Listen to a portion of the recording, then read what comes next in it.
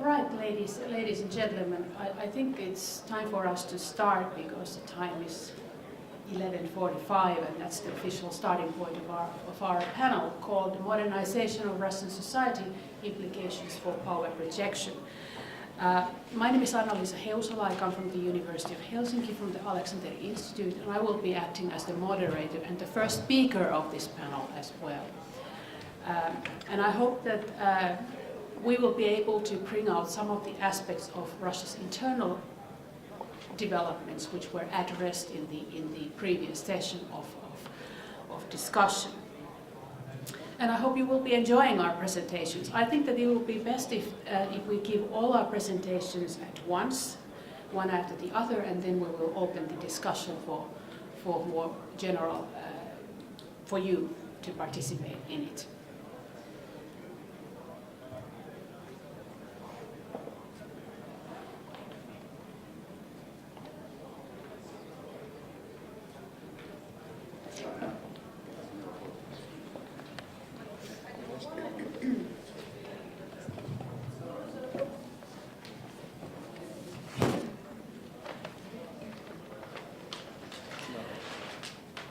Okay, so I will be starting my kind of an introductory presentation leading up to the next presenters from our panel.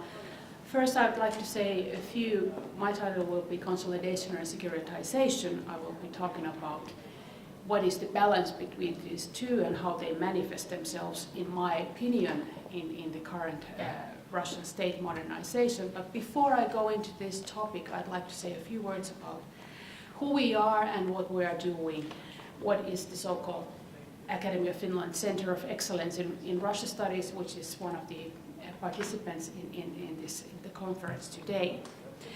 Our panelists today represent this Center of Excellence, which is coordinated by the Alexander Institute at the University of Helsinki. Besides researchers from the Alexander Institute, it consists of researchers from the Department of Modern Languages at the University of Helsinki and from the School of Management at the University of Tampere. We also have several distinguished scholars from both Finland and abroad who are involved as associated partners from such institutions as Aalto University Finland and the European University at St. Petersburg, Russia. In the Center of Excellence, modernization is understood as a set of choices under certain structural conditions. The traditional frameworks, theories and concepts of individual disciplines are clearly or have proven to be inadequate in many cases for analyzing the contradictory developments in Russia. Our multidisciplinary research, which we conduct in the Center of Excellence, tries to produce a new perspective on what's happening in Russian Federation. Our research is structured around 5 basic areas, which you can see here: diversification of economy, authoritarian market society, welfare regime, foreign policy, and cultural and philosophical interpretations of Russian modernization. Now, one of the key elements which we try to, or key themes which we try to approach in the Center of Excellence is what's going on in the Russian state. State meaning the public sector in Russian Federation. I will be going through some of the, let's say, key developments, some of which probably will be very familiar to you, but they will make a storyline to what we will be talking about here today. And they're all connected to what's been going on in Russian public sector and how that's linked to the way that Russia sees itself in the world, sees its mission inside of its borders, and how it is able to project power outside of its borders, the topic of our conference here today. Critical views on Russian development over the years have stressed several aspects of Russian developments familiar to you, I'm sure, such as weak local powers and the centralization tendencies, corruption, its extensiveness and its different forms, electoral authoritarianism, and weak state civil service also. The way that the state has been one of the last frontiers of modernization efforts in the Russian society since 1991 collapse of the Soviet Union. Now if we look at some of the key trigger events or key turning points in Russia's internal developments, one could pick, of course, the privatization and shock therapy period in the beginning of the 1990s, which, interestingly enough, is a combination of not just Russia-specific choices, but also a kind of a manifestation of how globalization really hits a country. One could say that the shock therapy which the Russian government used in the beginning of the 1990s was based on public choice theory used in the Western world to reform previous traditional public government into something more managerial type of system. And this was in effect meant to lead to a situation where one could get rid of the decision-making power of previous bureaucratic and political elites. Now, a lot has been written about the difficulties found in the shock therapy period, social policy crisis, mortality crisis, and so forth. So I'm not going into that. I'm just mainly bringing up these familiar themes to kind of show the road to Vladimir Putin's rise into the head of Russian state. You probably remember the time period of 1995, 1996, during which ruble stabilization project ended up in the collapse of Russian economy and the devaluation of the ruble itself and huge economic crisis, which in itself can be seen as one reason that led to the rise of Vladimir Putin, or the choice of Vladimir Putin, his type of a politician, to become the leader of Russian state. And I'm saying that he became a leader, but he didn't necessarily become somebody who had power. He had the position, but he needed to seize power. And this is the process of seizing that power is also something that we have been witnessing in past decade. Now, going back to the question of how globalization hit the Russian public sector, if one could summarize the effects of globalization in any country, be it Finland, be it Estonia, be it Russia, Sweden, or whatever, one could put it into this one sentence. Globalization from the point of view of the public sector requires putting a price tag on the work of public officials. Now it means that there are reductions. The common choices made in this situation is that there are reductions of personnel, and there are different efficiency methods used to get the formerly overgrown big public sector become more lean and more managerial and more effective. And Russia has also tried to use some of these ideas and implement them in its changes. I would say that the challenges of the Russian state in the past 20 years from this point of view have been to balance the budget in order to avoid debt, and particularly foreign debt. In other words, no more IMF loans ever. The experiences of the stabilization fund crisis are well in the minds of Russian leadership and also Russian citizens, I would say. The other challenge which the Russian state has faced is to somehow find solutions to the high rise of mortality rate and low fertility rate. And so in other words, Russia is facing the same dilemma that all industrial countries have faced, plus the effects of the 1990s, which produced excessive social problems in real terms. Some of the internal decisions with regard to even legislative changes, populist legislative changes in recent times can be attributed to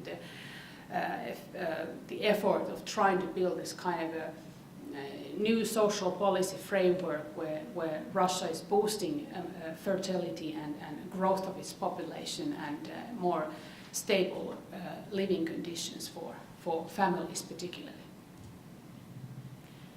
Now here are some figures which show the in many years rather impressive economic results from the perspective of the EU, of course, speaking rather impressive figures in terms of growth of economy. And of course here one could particularly point out the growth of the average wage level in Russia, which can be understood as one of the reasons behind the popular support of the current regime. And of course the population rise in recent times, not including the annexation of Crimea, alone itself is a kind of indication of this of reaching some of the goals which were set in the beginning of Vladimir Putin's leadership. Here is another table which shows the GDP growth, which up to 2008 was much higher, one of the highest in the world. And of course then the rather fast recovery from the 2009 crisis. But one can see that the decline of the economy slowly then on. And now, of course, we're facing a situation where there's probably not going to be any growth. And this is where the West is betting on the decline of economy rather strongly, the effects it has internally in Russia. Also, I would like to point out the Stability Fund question here. The Stability Fund, the buffer against any recession or any economic decline, which is one of the key national security, economically national security weapons that the Russian government still has. And a few months ago, when I was asked about how Russia's politicians will react to the sanctions being imposed upon them, I said that if they have to start using the stability funds to a large extent, they will feel that this is the direct attack on their national security. And I think that we have now reached that point, and we've gone over that point into a situation where Vladimir Putin says openly that the West is trying to overthrow the Russian government. All right, but how is Russia viewing globalization? I think that my hypothesis is that there are two ways how Russia has tried to implement different globalized changes and also adapt to the outside pressure of reform and going with the global flow. First of all, Russia has adopted the idea that Russia's interests, national interests, are secured through an attempt to comprehensively develop Russian society.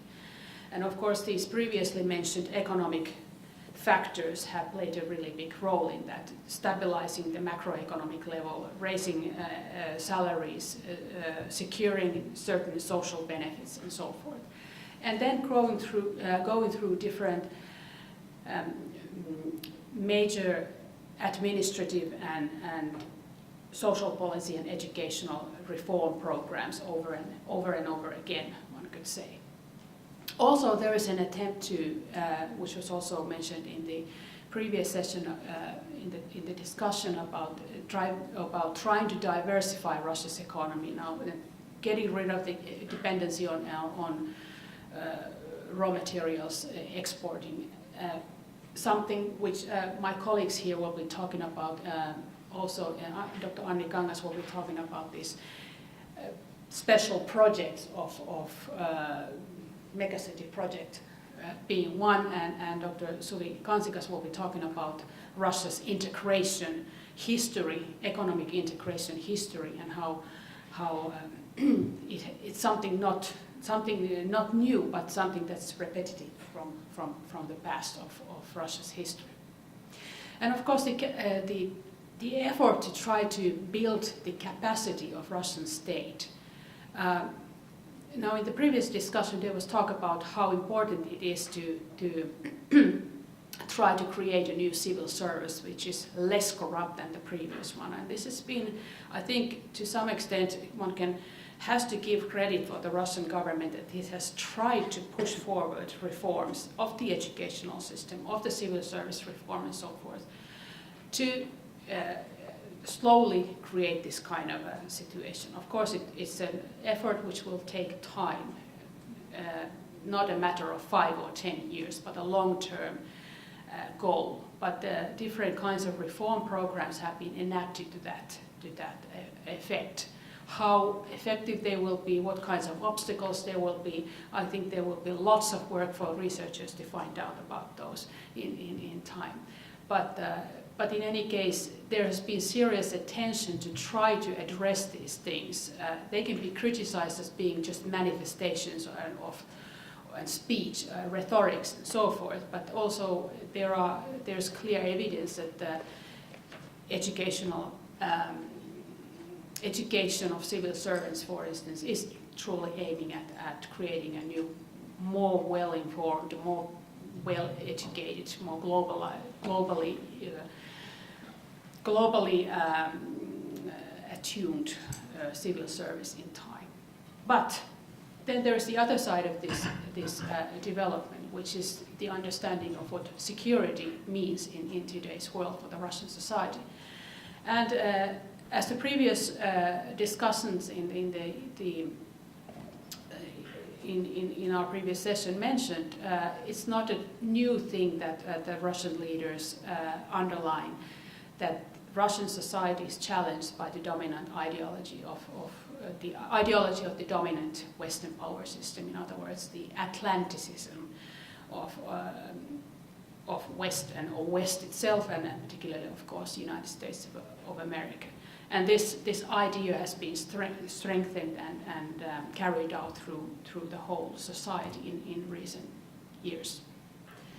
Now, if we talk about these various efforts of consolidating the Russian state, which I just mentioned, and the seemingly positive efforts of trying to create macroeconomic stability, implement different kinds of reform projects, there is this other side of the equation, which is what I called securitization. I would say that some of the major challenges for Russia, particularly in a situation such as the one where we are now, is that security concerns have had even bigger effect than perhaps in previous times, as something that counterbalances administrative reforms intended for the Russian state. Now, these security concerns, what are they? They refer to serious institutional risks, such as weak public trust, difficulties in guidance of administrative decision-making, and, borrowing from Ulrich Beck's risk society thinking, politics entering administration, meaning that the administration has to take on political decision-making role because the political elite itself is not able to implement changes. Now, at an organizational level, of course, that creates different kinds of difficulties. Securitization, one can also understand it as something that is repetitive in Russia's history. As a result of these kinds of risks, which have appeared in different transitional periods of Russian history, the Russian leadership has relied on traditional bureaucratic control methods to reduce ambiguity in its administrative goals and to strengthen its control over decision making. So this kind of way of managing difficult transitional time, managing reforms, is typical for I would say, for Russia.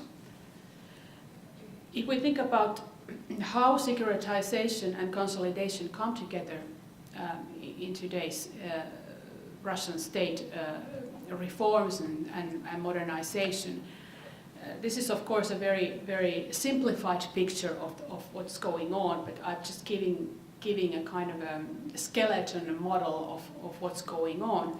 One could say that at the policy document level, the effects of need to control things from the center have come together in some major policy documents of recent years, which stress the coordination from the center. Now, even as they stress the coordination from the center, one has to give a slight possibility for the fact that some of this idea also stems from the more globalized thinking of how public sector should be reformed. So it will be, up till now, I would have told anybody who asked that Russia is just trying to implement new public management, which stresses coordination of political goals from the center and then delegation of redistributed powers to the local level. But now, of course, in the situation where we are, I would say that the more traditional kind of securitized political control has taken over, unfortunately. So what is the end result is kind of a technocratic modernization, which has become the primary goal of the state. In other words, one takes the elements of centralized goals, setting political tasks by the center, and then leaves out those elements of global public administration, such as delegation of power to the local level, delegation of economic functions and so forth, which would require a more active agency at the local level and also more democratic political discussion. Here's a recent result by our Center of Excellence, published in the journal Demokratizatsiya by Professor Vladimir Gelman. I borrowed this from his recent publication because I think it kind of explains how consolidation and securitization come together in terms of in the matter of electoral authoritarianism. This is his view on what the political regime in Russia is like today. He says that the political regime of Russia in today's situation is sustained by these qualities mentioned here. First of all, the authoritarian qualities of the electoral system, use of what he calls institutional foundations of power, super-presidentialism, centralized subnational authoritarianism. In other words, unlike in the 1990s when a lot of power was delegated to the regional leaders, it has been centralized back to Moscow, and also by making the regional leaders very much a part of the political elite, one-party political elite. Therefore, the dominant party is also a part of this quality. Use of major political pillars are, on the other hand, economic well-being of majority of Russian voters. Which meaning that people are at the moment willing to accept, let's say, less democratic system, less freedom of democratic choices, some level of corruption if it doesn't in any way, let's say, challenge their economic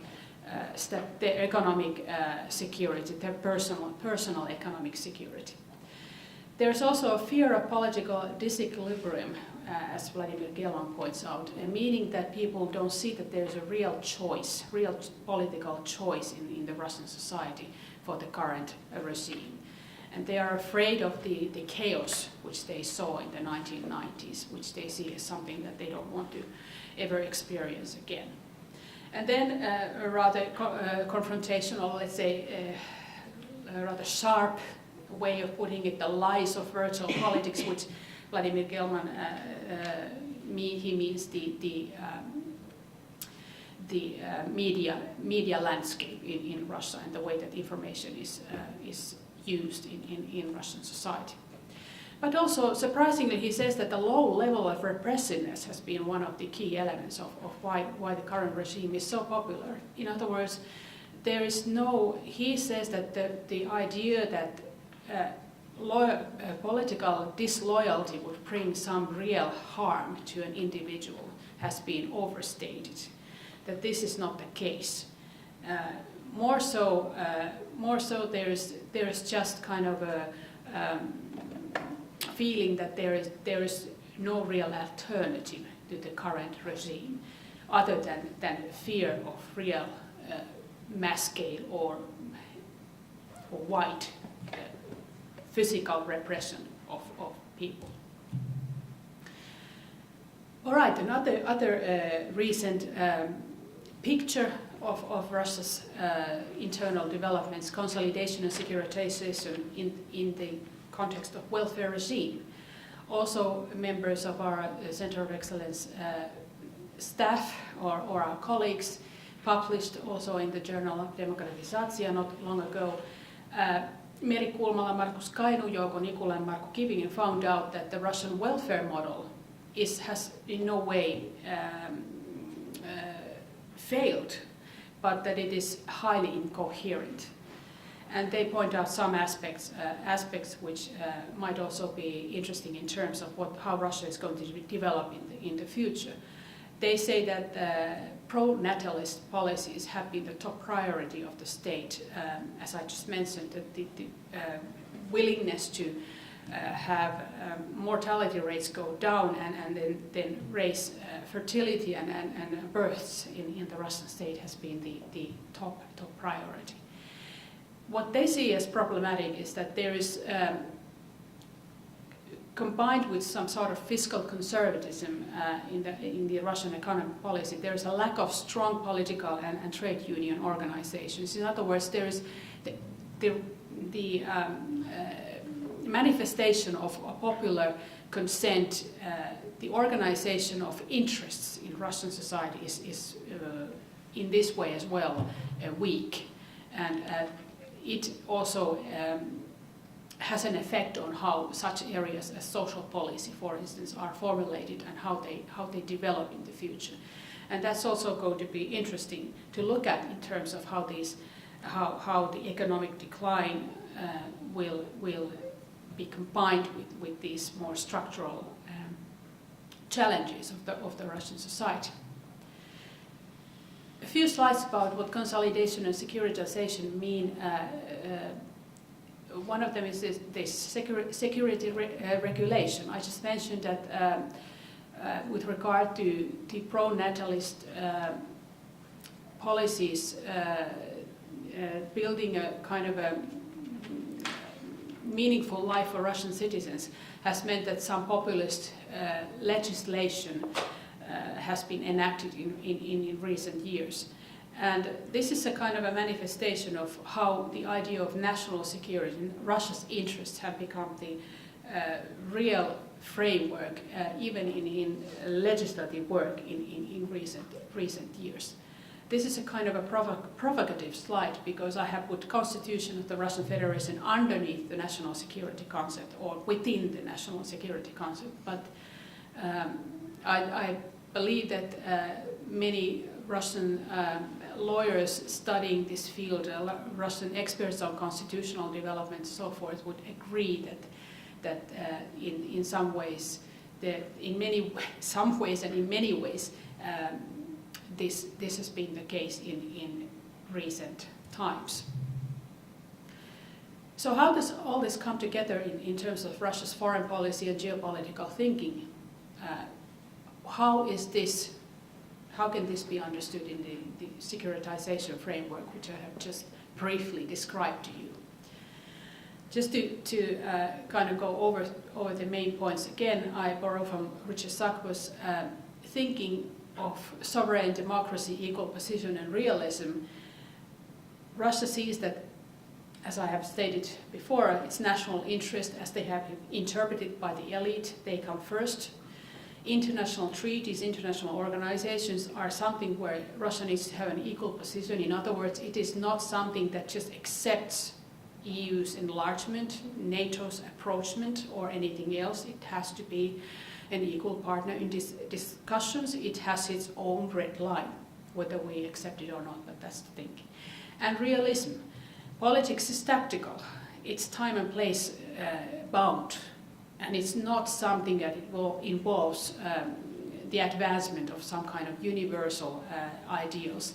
For Russia, this is my hypothesis, is not a question of clash of civilizations so much than just basic, old-fashioned, economically based geopolitical fight of resources. Now, whether I will be right or wrong, time will tell, but I think it's a viable hypothesis still to keep in mind. All right, but I have now been talking quite a long time, and I think it's time for our other presenters to have their voice, and I first ask Dr. Anni Kangas to give her presentation. Anni Kangas is an expert in world politics and international relations, also in bilateral relations of Finland and Russia. And Anni, your turn. Okay, we can change seats.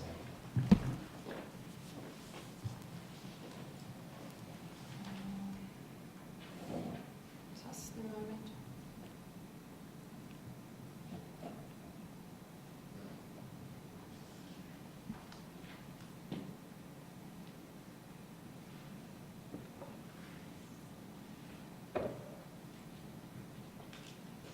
Okay, so good afternoon everybody, and thanks for the opportunity to present in this interesting conference. As Anna-Liisa mentioned, my name is Anni Kangas and I'm an associate partner in a way in the Center of Excellence, although I work in the University of Tampere, which is also part of the Center of Excellence, and my background is in international relations and I work at the School of Management at the University of Tampere. And I will give a brief presentation on Russia's global modernization. And I will make an argument. Anna-Liisa said that within the Center of Excellence we sort of understand modernization in terms of various choices that Russia is making. And at the same time we have a very reflective approach to the notion of modernization as such. So I will be basically arguing that these selected global projects that form part of Russia's modernization rhetoric, that the logic of modernization doesn't actually take us very far in trying to understand why these sorts of projects are introduced and also what happens around them. So with these global modernization projects, I have in mind the types of projects that are listed here. The Skolkovo Innovation City, that has attracted a lot of attention in Western publicity, as well as in Russia, and that a lot has been expected from, but that is sort of lagging behind the expectations. Then the idea of turning Moscow into a global city, which encompasses a variety of projects, such as the building of Moscow into a global financial center. Also, the recent administrative decision to expand the borders of Moscow was partly framed in terms of the idea of turning Moscow into a functioning global city. And then there are, of course, the types of mega projects such as the Sochi Olympics and FIFA World Cup. I have mainly focused in my research on the former two, on the Skolkovo case, and then on the projects whereby Moscow is being developed into a global city. And well, these projects, what interests me in them is the fact that they are presented, they are spatially selective. They are only focused on certain selected spots within Russia's state space. And they are also sort of temporarily selective, especially the mega projects such as the Olympics and the FIFA World Cup. But at the same time, they are presented as vehicles for the wholesale transformation of Russia. It is being argued that even though they are spatially selective and even though they rescale the understanding of space quite a lot, they can function as catalysts of modernization. And this is not only Russian rhetoric, this is the type of rhetoric that you encounter when, for example, international consultancy companies, when they have commented on the types of projects that I mentioned here. And also, when you talk with Finnish businessmen who are dealing with Russia, they often have a kind of a bleak understanding of Russia's modernization as such, but then they often add that, yeah, of course, there are projects such as Skolkovo, and we can expect a lot from that. So there's the sense, the understanding that these types of projects can function to the benefit of the construction of new Russia.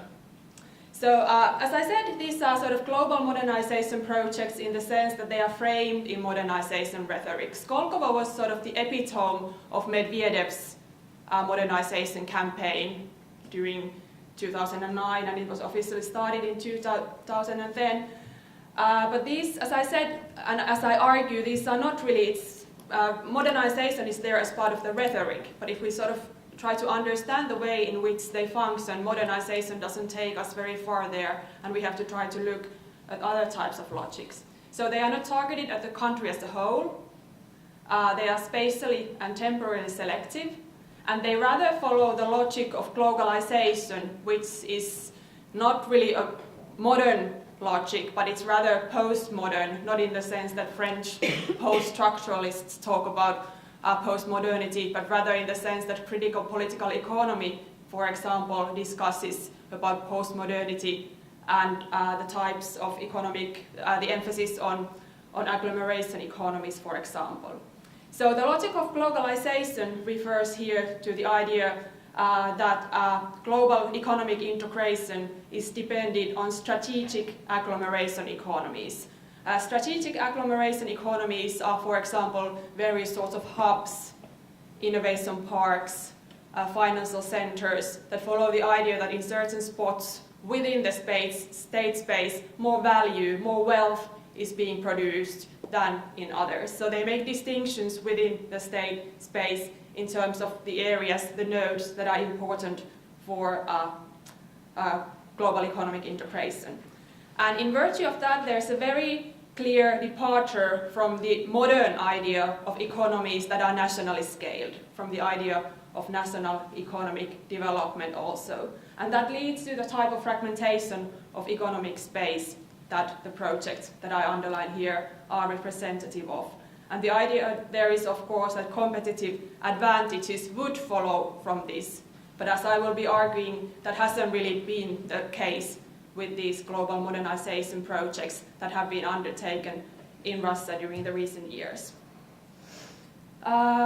So the priorities of these projects are likely to supersede those of modernization in the sense that they do not really alleviate the shortcomings of economic development and the problems that Anna-Liisa just outlined. They are likely to feed various kinds of neo-patrimonial dynamics that are quite foreign to the idea of modern functioning society, and thus, instead of functioning as a catalyst to modernization as they are marketed and advertised, they are actually likely to hamper modernization. And in this sense, I think this is also a question to us who are observing Russia from the outside, to what extent we should kind of borrow support to these kinds of projects, and to what extent, in which ways to talk about them. And as I said, if my argument is that the logic of modernization doesn't take us very far, so, and being a scholar in IR, I'm arguing that one of the aspects that we have to look into is the more global setting in which that sort of lend legitimacy to the types of projects, to these global modernization projects. And in international relations, there's the idea, well, this conference is about global power projection. And in IR, of course, we have various sorts of explanations for how power is being projected in global politics. And one discussion revolves around the idea of global power being increasingly about the place and role of a state within a market civilization. This is a discussion that borrows from previous discussions on the expansion of international society.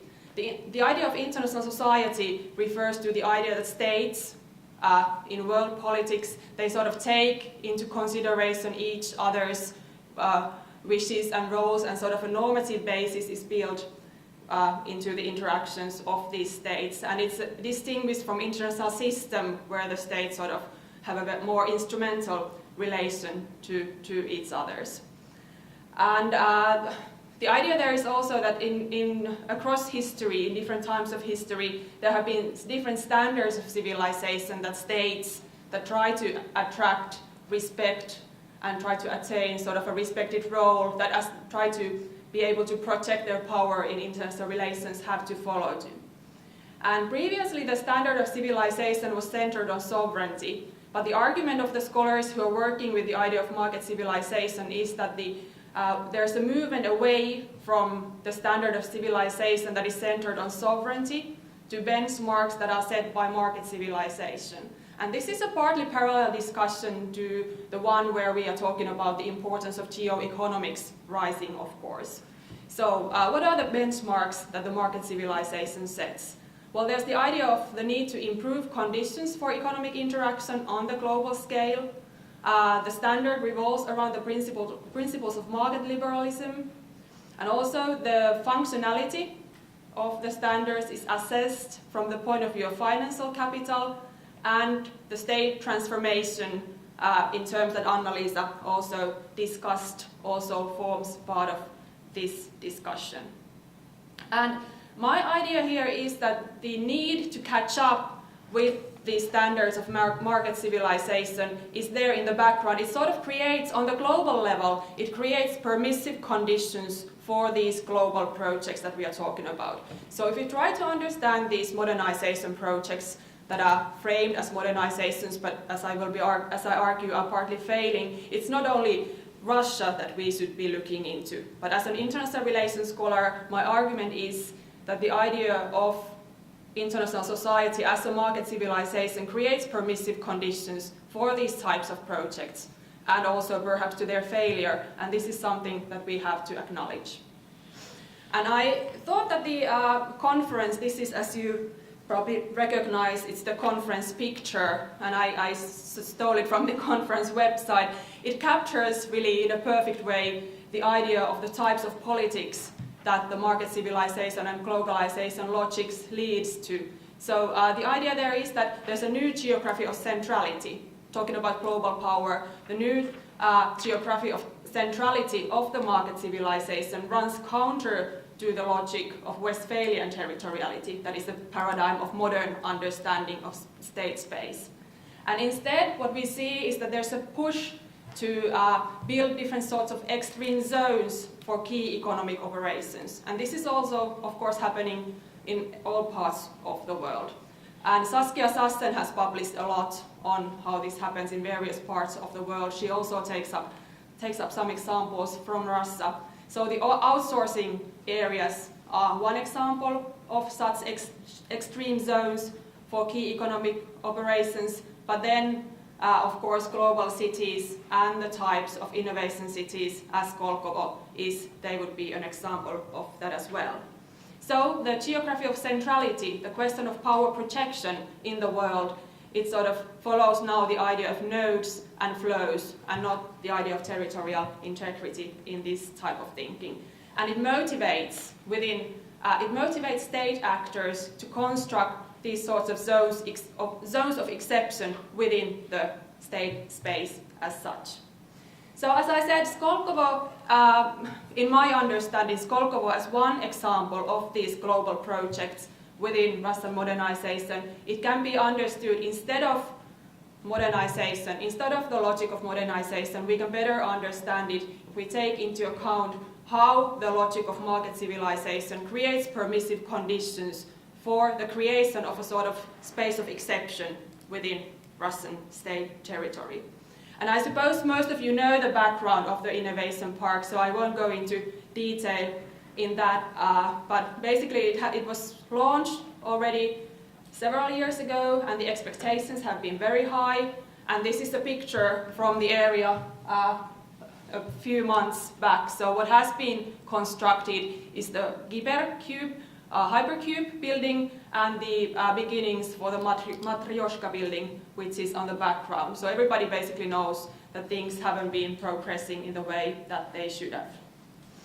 And Skolkovo to me is an example of this type of a space of exception, in the sense that it has received preferential legal and administrative treatment very clearly.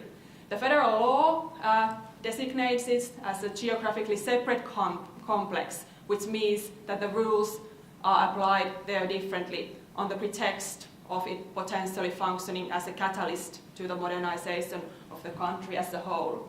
So the participants to the Skolkovo project are exempted from various legal norms and regulations. There are tax exemptions, there are simplified technical regulations, sanitary and safety norms are applied differently, special cooperation agreements with various federal agencies are in place in this area, or actually not in the area, but with those who are partners to the project. And also the processes for hiring foreign specialists are different over there. So then to start to conclude my argument, how does this follow the idea of non-modernization? I kind of borrowed this idea from Martin Müller, has written really interesting stuff on the Sochi Olympics. And in that context, he argues that the logic of event, the idea of the special event, special zone, actually takes over that of modernization. And I think that something parallel is happening in this case of Skolkovo. So for the first thing, of course, the very idea of preferential legal and administrative treatment for the special zone, that very much runs contradict to the idea of logic of modernization. So it creates, keeping in mind that the global logic of market civilization creates the conditions within which it's legitimate in a way to create the setting within which the clientelist practices and rent-seeking very clearly continue, and perhaps even these types of global projects are likely to intensify them. And an example of this is that within the Russian public discussions on Skolkovo, it is clearly talked about as an oligarchic project, which is a problem, of course, from the point of view of public trust, as Anna-Liisa mentioned. And it also provides a platform for the types of debates about neo-patrimonialism and factional disputes that are problematic from the point of view of a functioning political discussion. There's all the time, of course, it's very difficult to verify what actually goes on behind the scenes, but these types of projects, they create a mechanism that feeds the types of political dispute thinking within the society at large. Because when you ask somebody about Skolkovo, they immediately start to reflect on the political intrigues that are behind the project. So is it a project of the liberal faction? Who is supporting it? Is there sufficient backing for the project from the state? So in that sense, the neo-patrimonial thinking and clientelist thinking, it's very much feeding the whole project. And also what comes, in my argument, from the global importance, from the logic of globalization, is the idea of these high expectations, the fact that these are a sort of PR projects of the state, that also is taken to justify these kind of big government efforts and lack of transparency, as well as these huge spendings, lack of checks and balances, and which leads to overblown budgets. And as we know, in this case of Skolkovo, there have been criminal investigations about embezzlement of funds and so on and so forth. So clearly examples of mismanagement of funds, etc. So to conclude my argument, the idea here was that it will firstly to argue, to point out that part of Russia's modernization are these global projects that follow the logic of globalization and that rescale state space in a way that runs counter to the logic of modernization. And I was arguing that the logic of modernization doesn't really take us very far in trying to understand them. And instead, I tried to argue that what happens is that they borrow on the global level, they borrow from the logic of market civilizations. That's a permissive condition for the types of projects in the world at large, and that they sort of use the rhetoric of modernization, the idea that these projects can function as a catalyst to the development of a country as a whole. But what actually happens is that within these spaces of exception that the projects actually are, it feeds various kinds of neo-patrimonial dynamics that are likely actually to hamper modernization and not really to make it happen. So that would be my part of the discussion. Okay, thank you, Anni. And then next we have Dr. Suvi Kansikas. Sorry, Suvi Kansikas. She will be talking about. She's a historian, has been working on Cold War. As already mentioned, my background is in Cold War and European integration studies, and particularly I've been looking at the Comecon. And coming from this background, I will be looking at Russia's integration policy and looking at from a really long perspective, which is starting from the post-Second World War and beginning of Cold War era.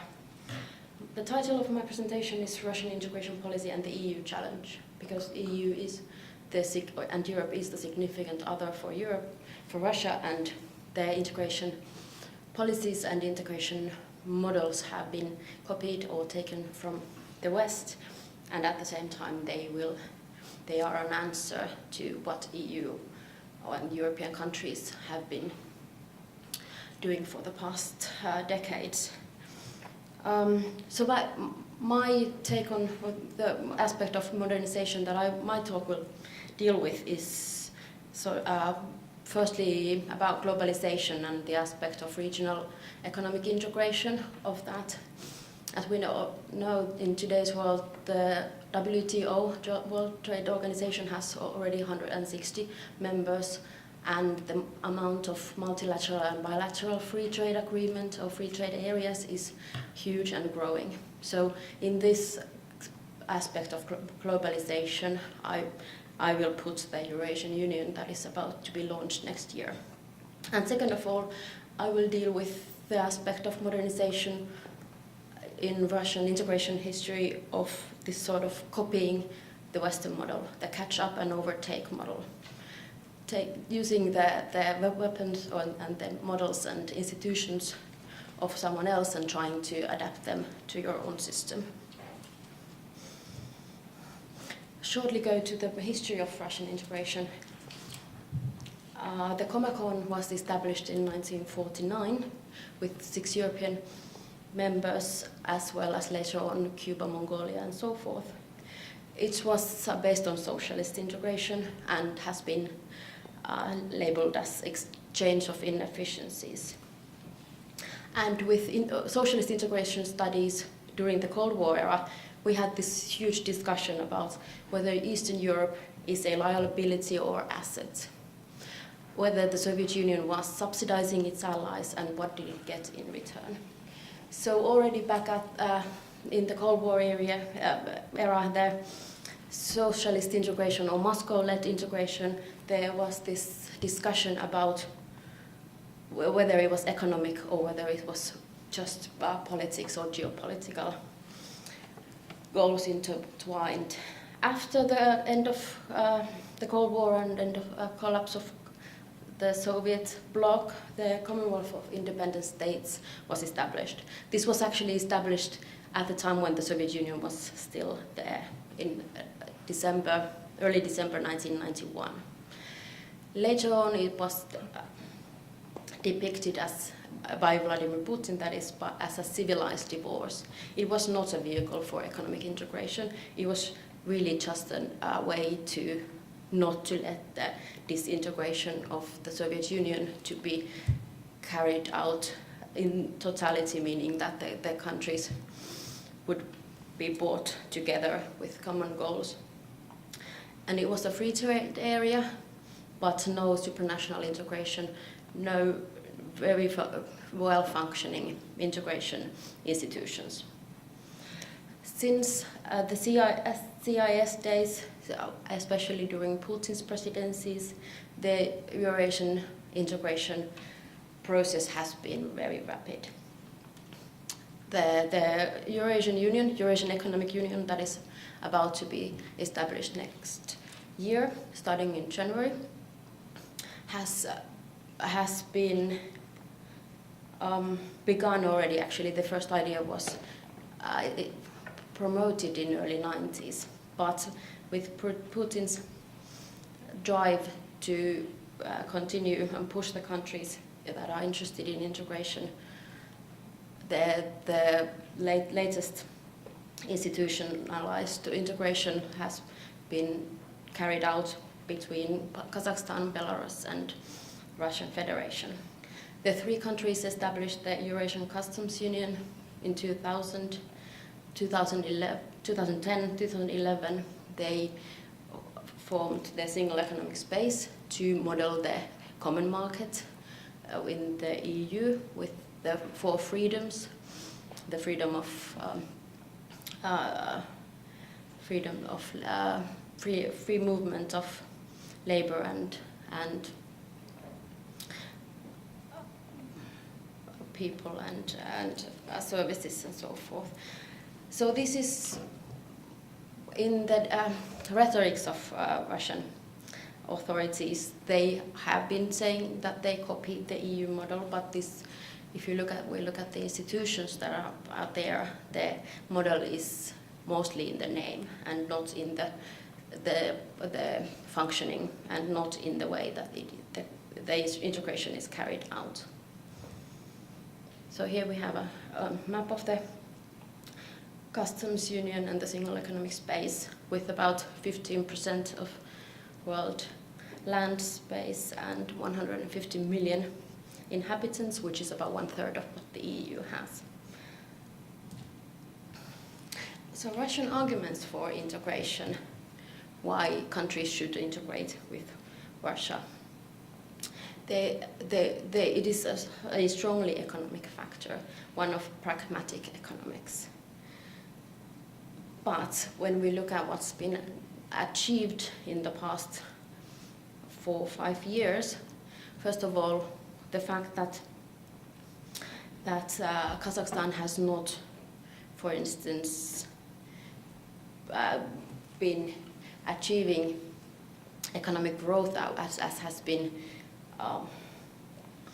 promoted or promised, and the fact that Russian geopolitical goals are intertwined into the Eurasian Customs Union policies and into the policies of what Russia is trying to achieve with integration within the Eurasian continent. So clearly the economics are more in the rhetorics than what is actually strived for. Secondly, Russia is promoting integration as a way of joining a community, which the EU does not offer for the countries of the Eastern Partnership. But at the same time, what Russia is offering for these countries is a membership in the customs union, which at the same time prohibits these countries to form a free trade area with the EU. So Russia is offering some membership in something that is not compatible with the country's economic interests. A free trade area, free trade agreements with the European Union are lucrative, they are tempting, and what Russia is offering is incompatible with this policy. And thirdly, what Russia is promoting is the idea that the customs union it complies with the WTO regime, because Russia is a member and the two countries that are the founding members are not. And Russia is promoting the idea that through this organization, these countries will catch up to WTO standards. It will help them enter the WTO.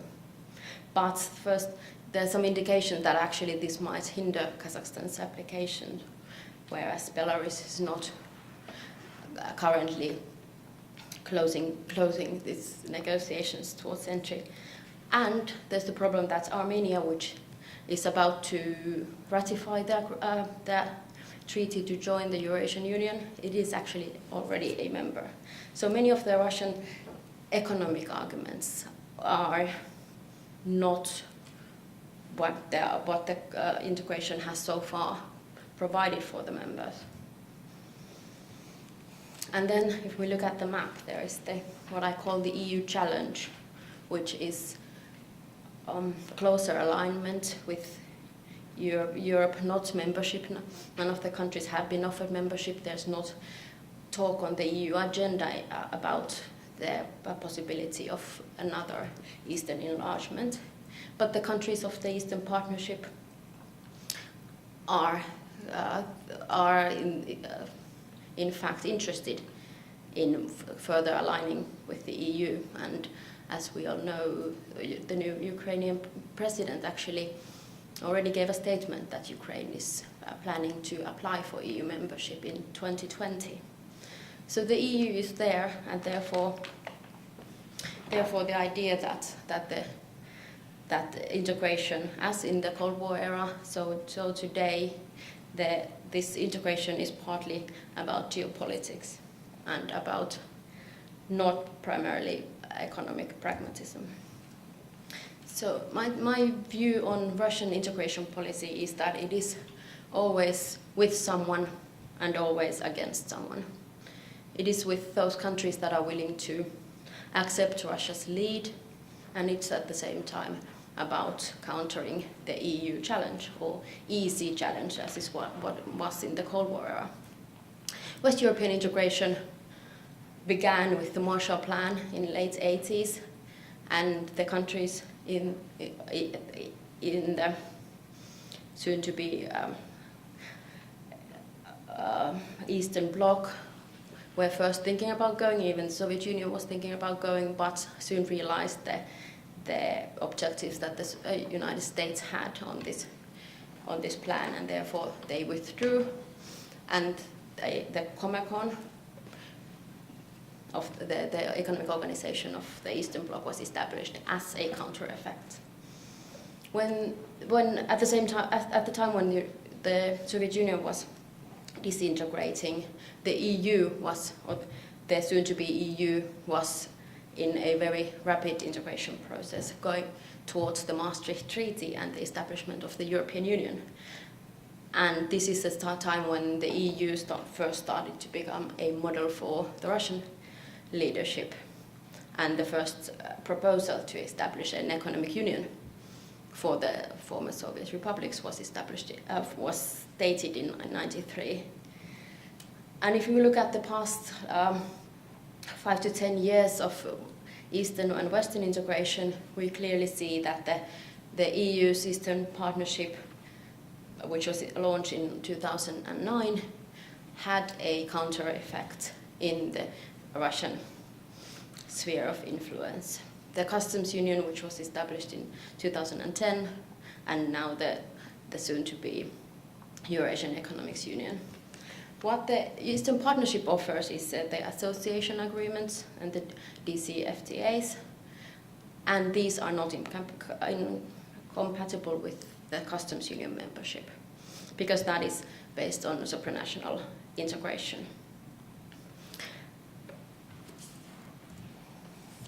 So we have to consider what else Russia is seeking besides economic integration and rational and pragmatic economics. If we look at the past year, what has been going on in Russian foreign politics and what the effect has been on the Eurasian Customs Union, we find that the Russian actions have been actually counterproductive to the Customs Union's aims. First of all, the sanctions against US and EU were taken unilaterally by Russia, because the other members did not join, and therefore they are a counter to the Customs Union membership obligations. Russia's actions are undermining the customs union rules. Secondly, there's the entry of Armenia into the customs union, which is forcibly pressured by Russia, which is objected by one of its allies, Kazakhstan, because of the disputed border between Azerbaijan and Armenia, the Nagorno-Karabakh conflict. The question is, how would Armenia join a customs union when one of its borders is actually not recognized at the moment? Of course, there are similar other cases, be it the Georgian border, as well as now Crimea. But Kazakhstan is objecting to this, and therefore it seems that since Armenia is joining, that Kazakhstan does not have a say in the organization's decision making. Shortly about Armenia, it was pressured to join and at the same time forced to decline the DCFTA with the EU.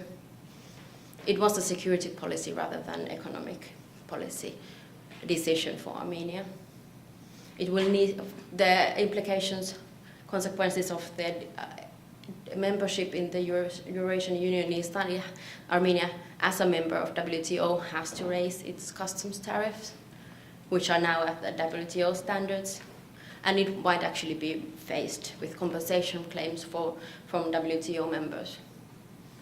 When this was discussed with Ukrainian possible entry into the customs union before last year's events, there was actually a promise by Russia to pay for these compensations, any economic effects of Russia's membership. And I'm not sure if there's the same promise for Armenia, or whether their partners actually other WTO members will actually start sending their claims to Armenia, or whether they perhaps understand that this was a case of no choice because Armenia had no other choice but to succumb to Russian pressure. So the issue of Nagorno-Karabakh customs post is still an unresolved issue. Last time I checked is that the Russian customs authorities have sent their envoy to the area to report about the issue, but the issue is that the decision is that there will be no decision for a while. And there's the question of what will happen economically, how costly will it come to Armenia, because majority of its transit, both to EU as well as to the customs union, is at the moment going through Georgia, which signed the DCFTA with EU just a few months back. And where does this leave the alliance now? We have Kazakhstan and Kazakh President Nazarbayev, who has taken a very tough stand on Putin's political ambitions.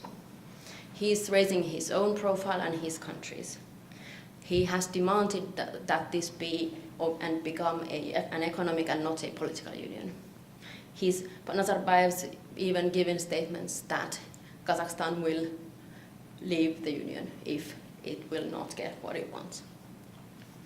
And secondly, we have Belarus, who has used its membership in the customs union for its own economic benefit. Its trade with Kazakhstan and its ambitions on trade with Kazakhstan are nigh, and it concentrates on blackmailing Russia for better energy deals as a condition for its entry into the customs union.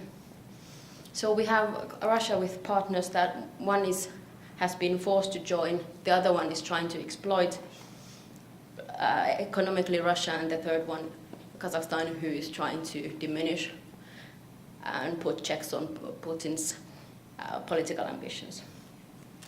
And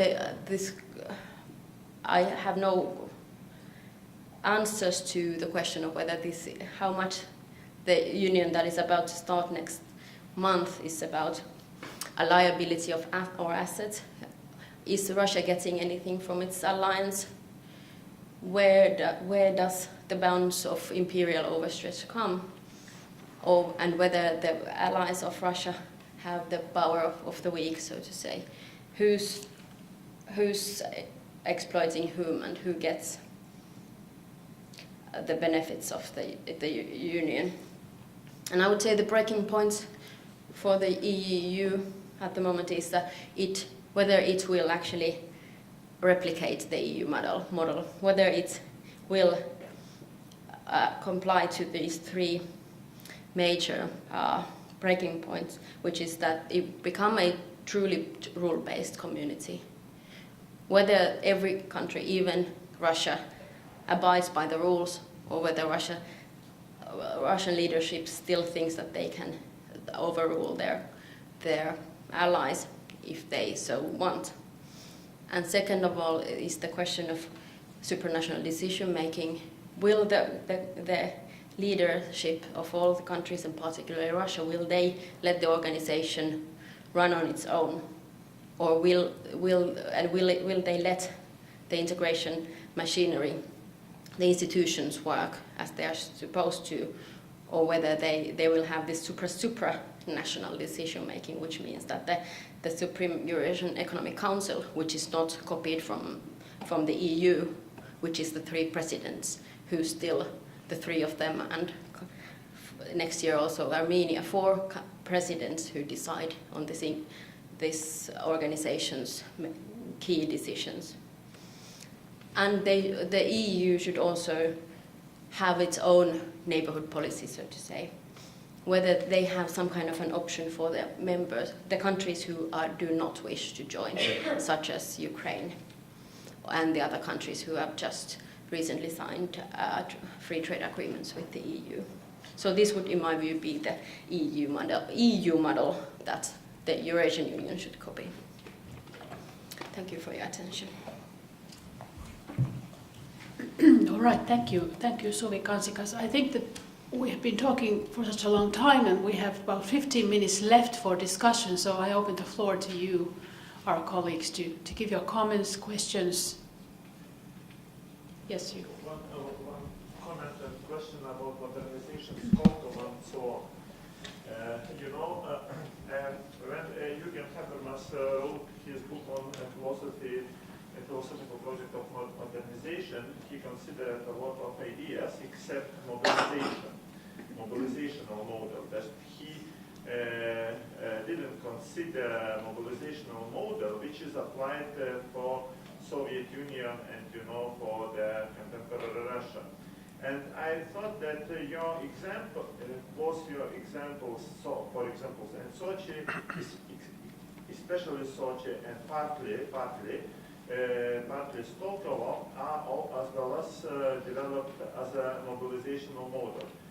When you discuss these models, you used actually very nice instruments for the analysis, patrimonialism and others related to the oligarchs and to use clientism.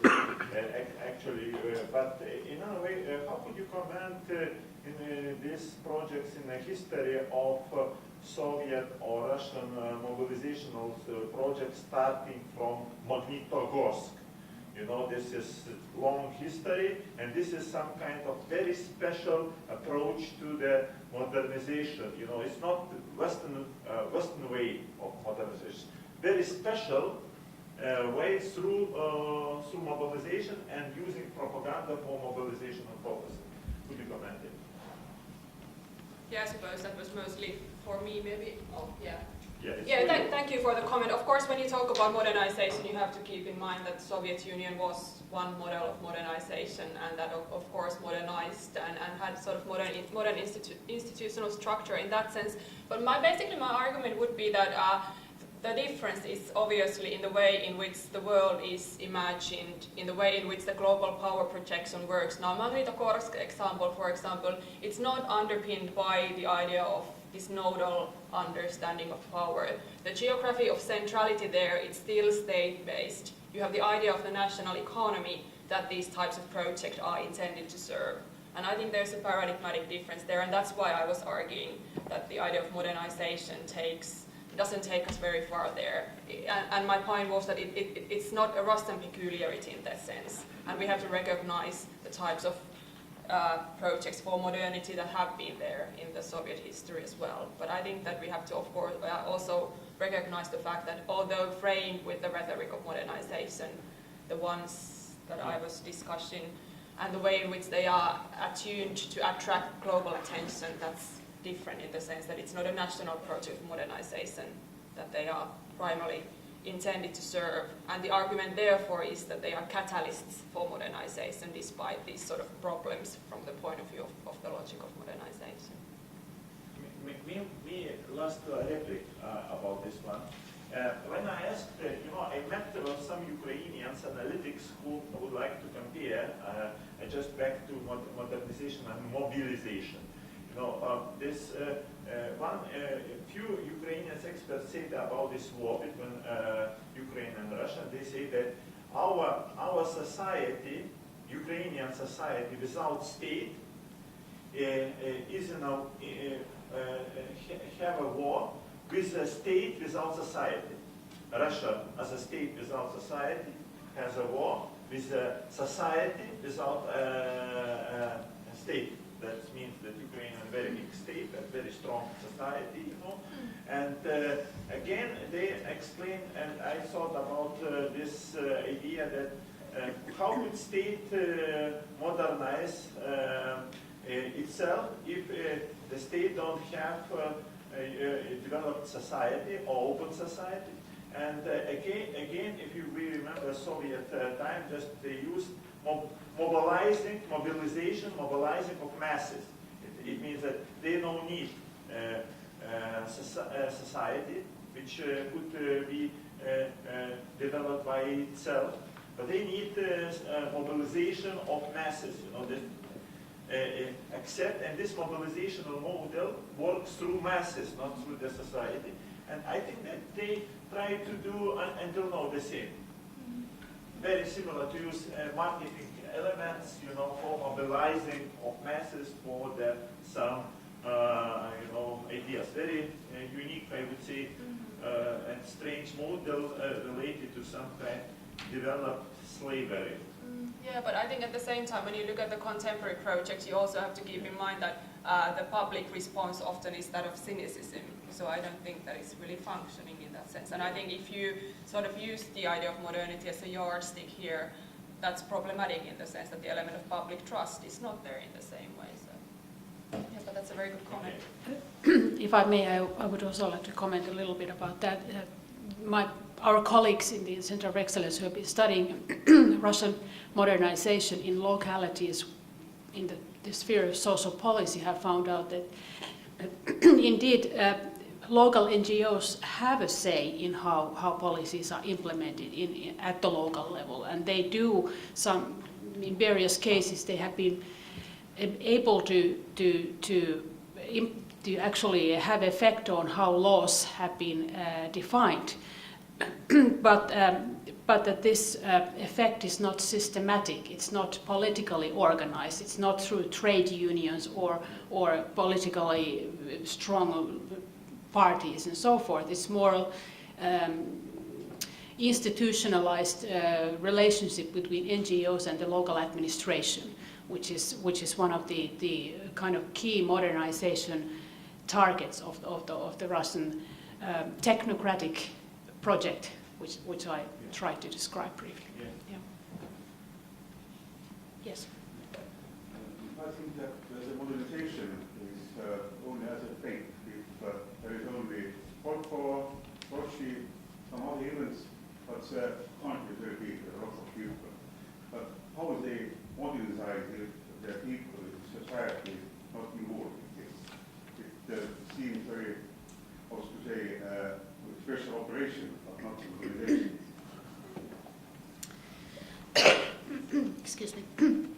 Well, I tried to in my presentation. Of course, it was very ran fast through my topic, but it would be an exaggeration to say that there has been no changes in the Russian society in the past 20 years. One just has to look at how fast, for instance, the legal sphere has developed in the sense that when Putin came to power, when he became a leader and he seized power, he began this very massive reform project of reforming the whole legal basis of the Russian state.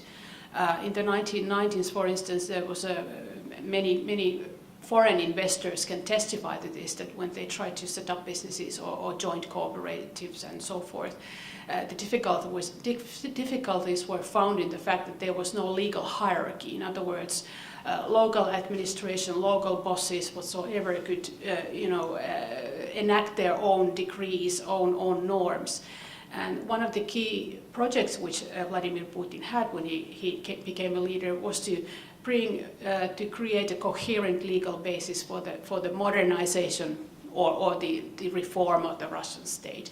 And certainly in the beginning of 2000s, lots of big major codexes were enacted: civil law, criminal processual law, land code, so forth and so forth. So the whole basis of the state was built from the scratch, one could say.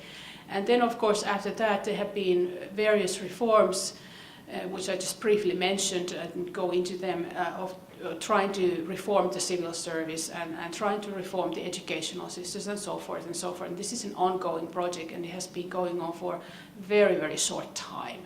So when we think about how long it takes in a much, much smaller society to enact an administrative reform, and how difficult it is, and how many times you make corrections, then I think we have to be a little bit more lenient, and give them a little bit more time and credit for, even if we are very critical of the political situation, but still, And of course, it's a major problem that the politics have evolved the way that they have, because it slows down the reforms. Yes, sir. If to continue, modernization of Russia. So I would use some other analogies. Russia went through very rapid modernization during Stalin time. Creation of industrial society was really the result which Stalin achieved using tyrannical force. That is one of the examples how Russia was able to modernize itself. The same was done in China by Mao Zedong. Also, modernization of China.